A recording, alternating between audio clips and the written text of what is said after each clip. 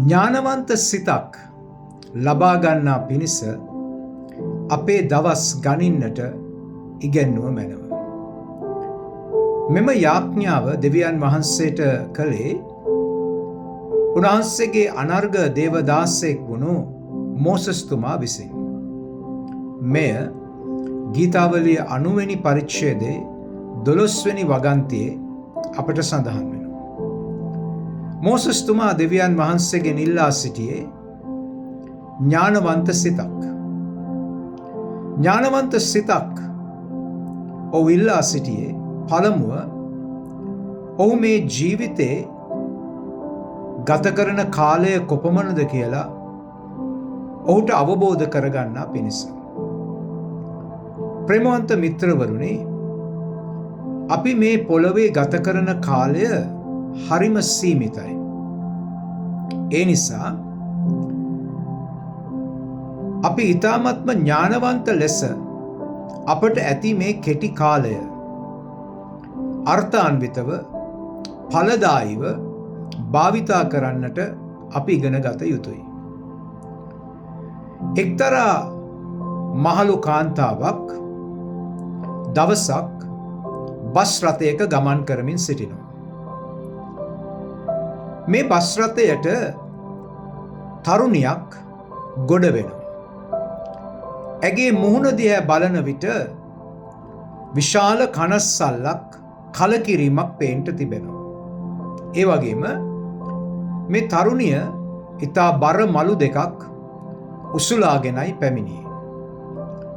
ඇය අර මාළු කාන්තාව ළඟ තිබුණු හිස් හසුනේ වාඩි වුණා.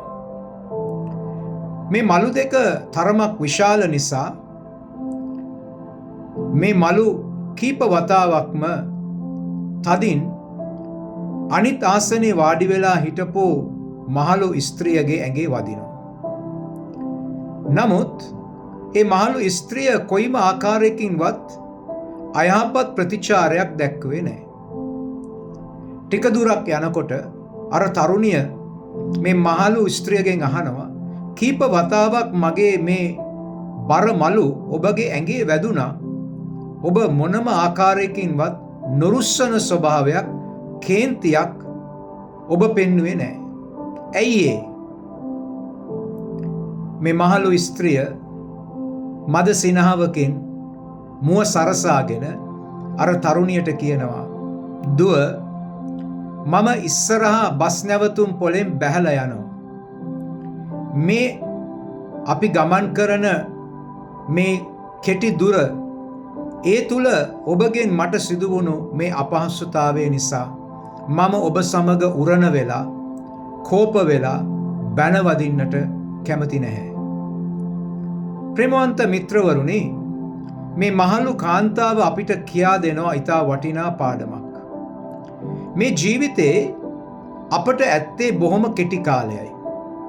ඒ කෙටි කාලය තුල සමහර විට අපිව විවිධ මිනිස්යන් විසින් අපිව රිදවන, අපිට අලාභ කරන, අපට අපහාස කරන, නින්දා කරන අවස්ථාවන් බොහොමයි.